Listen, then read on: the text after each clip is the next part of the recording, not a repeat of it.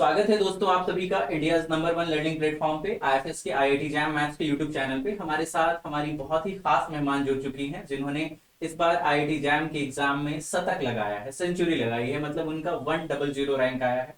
बहुत ही शानदार रैंक है। पूजा खुद से ही बताएंगी अभी आप लोगों को अपने बारे में। पूजा बताएं हमारे ऑडियंस को। First of all, thank you, sir, for giving me this opportunity. And मेरा नाम पूजा है and currently I'm pursuing my BSc from Delhi University, Indraprastha College for Women. और इस ईयर मैंने IIT जैम मैथमेटिक्स में 100 रैंक पाई है with 40 marks and IFAS का इसमें बहुत ही बड़ा रोल रहा है क्योंकि एक मोटिवेशन और सपोर्ट हमेशा ही ज़रूरी होता है किसी भी एग्ज़ाम की जर्नी में। तो आपकी स्कूलिंग वगैरह कहाँ से हुई Pooja? Sir, I am actually from Haryana, तो मेरी स्कूलिंग भी हरियाणा से ही हुई है। Holy Child Public School. Yes. Okay okay. और ये जो आपका जो प्रिपरेशन का जर्नी है, मतलब आईआईटी जैम एग्जाम के बारे में आपको पता सबसे पहले कब चला कि आईआईटी जैम जैसा कोई एग्जाम होता है जिससे कि हम आईआईटी में मास्टर्स के लिए जा सकते हैं?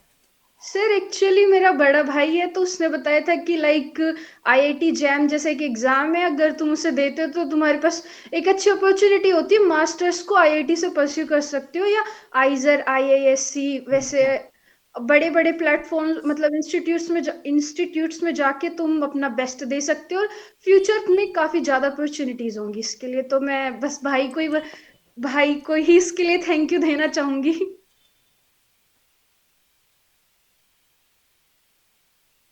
ओके पूजा, तो आपको फर्दर एकेडमिक्स में रहना है, मतलब लाइक असिस्टेंट प्रोफेसर बनना है, रिसर्च में जाना है, या फिर आप एमएससी करके किसी और जॉब ऑप्शन में भी स्विच कर सकते हैं? अभी क्या सोचा है आपने?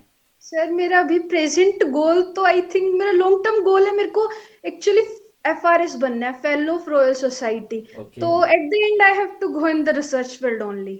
Okay okay. तो ये तो फिर बहुत बढ़िया बात हो गया ना कि आप अभी जो इंडिया के टॉप रिसर्च इंस्टीट्यूट हैं या फिर आईआईटीज हैं वहां आप इनरोल होंगे। चलिए बहुत यस बढ़िया, सर। बहुत बढ़िया, बहुत बहुत कॉन्ग्रेचुलेशन मेरी तरफ से भी और आईएफएस की पूरी टीम की तरफ से।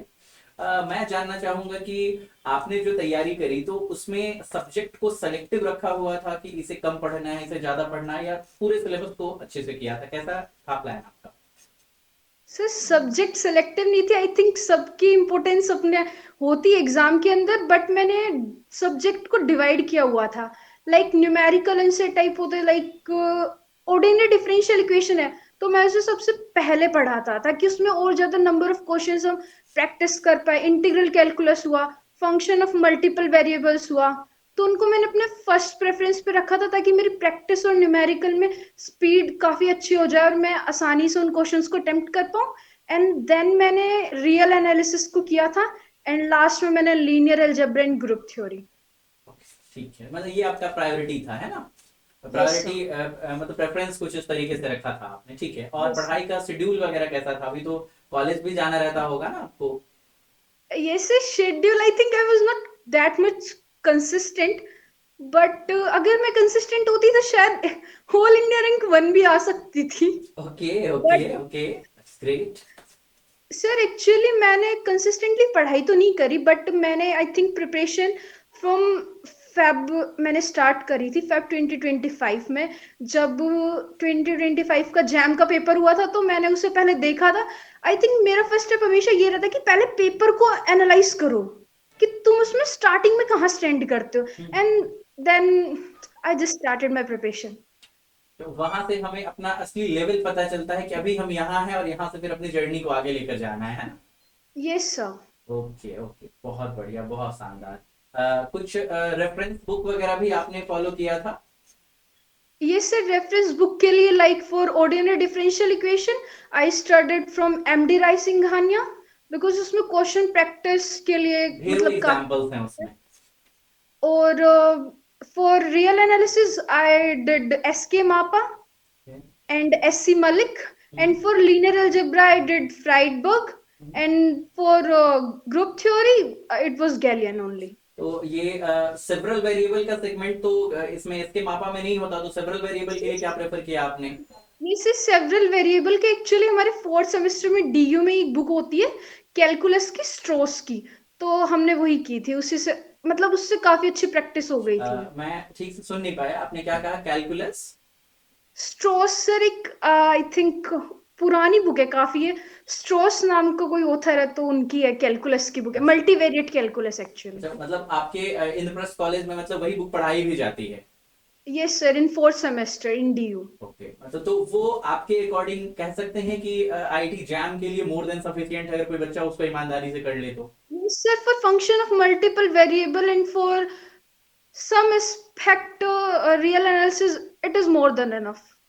बहुत बढ़िया। तो एक बहुत अच्छा इंफॉर्मेशन, कहीं ना कहीं सजेशन अपने जूनियर्स के लिए आप छोड़ रही हैं कि अगर रियल में एक्सेल करना चाहते हैं तो वो इन बुक्स को देख सकते Yes हैं। sir. ठीक है, चलिए, बहुत अच्छा, बहुत बढ़िया। क्वेश्चन प्रैक्टिस वगैरह कितना किए आप पीवाईक्यू के अलावे, अदर देन पीवाईक्यू में पूछ रहा Sir, other than PYQ, I just studied the books only and mock test दिए थे मैंने ऐसे। हूँ? वो लास्ट में ही थे, वरना मेरा मेन जो कंसेप्ट था वो सिर्फ PYQ पे ही था। Okay okay. मतलब मैं मतलब PYQ को ज्यादा समझने की कोशिश कर रही थी कि इस क्वेश्चन को और कैसे तरीके से घुमाया जा सकता है। हम्म। यस। मतलब आपके कहने का मतलब मैं ये समझूं कि बहुत ज्यादा इधर उधर के क्वेश्चन करने के बजाय अगर पीवाईक्यू को ही हम जितना बेहतर तरीके से एनालाइज कर सके, मतलब जो भी कुछ इंफॉर्मेशन पूछा गया है उसके नेबरहुड की सारी बातों को अगर हम एनालाइज करें तो हम एक्सेल कर सकते हैं एग्जाम में, है ना? ये सर आई थिंक अगर किसी के पास लिमिटेड सोर्सेज भी है, अगर उसको अच्छे से पढ़ा जाए तो वो ज्यादा बेटर होता है। लाइक ब्रूस ली का भी यही है कि अगर कोई भी एक किक को 1000 बार प्रैक्टिस करता है तो आई थिंक वो ज्यादा डेंजरस है, ना कि 1000 किक को एक बार प्रैक्टिस करना। बिल्कुल, तो आई इवन थिंक सो हजारवीं दैट। चीज करते करते हम पहली बार क्या किए तो भूल भी जाएंगे, है ना? Yes sir. ये बहुत बढ़िया, बहुत अच्छी बात बताई आपने अपने जूनियर्स के लिए, और बहुत ही बड़ा सोर्स ऑफ मोटिवेशन हमारी ये बातचीत होने वाली है आपके जूनियर्स के लिए। बहुत बढ़िया। एग्जाम में सॉरी, पेपर को जो अटेम्प्ट करना था उसके लिए भी आपने कुछ स्ट्रैटेजी बनाई थी क्या, कि मुझे अपने 3 घंटे इस तरह से बिताने हैं? सर स्ट्रेटेजी तो यही थी, उस दिन एग्जाम में इतना टेंस्ड माहौल था। लाइक 18 मिनट बिफोर, मुझे आज भी वो दिन याद है, 15 फेब का। 18 मिनट पहले मैं एक्चुअली राधा राधा नाम जप कर रही थी, अरे, पूरे जब तक पेपर स्टार्ट नहीं होता, क्योंकि मुझे कुछ और दिमाग में लाना ही नहीं था। और मैं यूट्यूब से पहले ना वीडियोस देख के गई थी, लाइक लास्ट मिनट में तुम्हें एग्जाम में ये करना है। तो हाँ, एक चीज बहुत ही इंपॉर्टेंट है जो आई थिंक सबको सुननी चाहिए, कि किसी भी क्वेश्चन को ना ईगो पे नहीं ले लेना। अगर तुमसे कुछ नहीं हो रहा, क्योंकि टाइम लिमिटेड होता है, हमें सिर्फ एक सीट चाहिए होती है, हमें पूरे 100 नंबर नहीं लेके आने होते पहली बात तो ईगो पे ना लेके जो पहले क्वेश्चन आ जाए उसे करो। और सबसे पहले तुम पूरा पेपर देख लो। Maybe MCQ like this year MCQ section was kind tough, so NET section से स्टार्ट कर लो अगर एमसीक्यू नहीं आता है तो। Okay, yes. ठीक है, बहुत अच्छे। तो आपने मतलब ये तो ये चीज हुई ना कि जूनियर्स के लिए सजेशन रहा, आपने कैसे किया इस बार के पेपर में, मतलब? सर मैंने एक्चुअली तो किया तो एमसीक्यू से ही स्टार्ट था, हम्म, पर फिर मैंने देखा कि टफ होता जा रहा है तो मैंने एक एक बारी सारे पढ़ लिए, चलो नहीं हो रहा है। हम्म, फिर मैंने सीधा एमएसक्यू में, क्योंकि पार्शियल मार्किंग होती नहीं है, तो मैंने सीधा एनईटी पे स्टार्ट किया।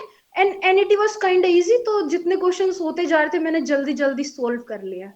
बढ़िया। तो मतलब यही बात हुई ना कि एमसीक्यू जैसे थोड़े टफ से लगे तो वहां पे ईगो पे आपने नहीं लिया, आपने जंप किया, है ना, कि भाई देखो मार्क्स यस किधर से जुटाए जा सकते हैं।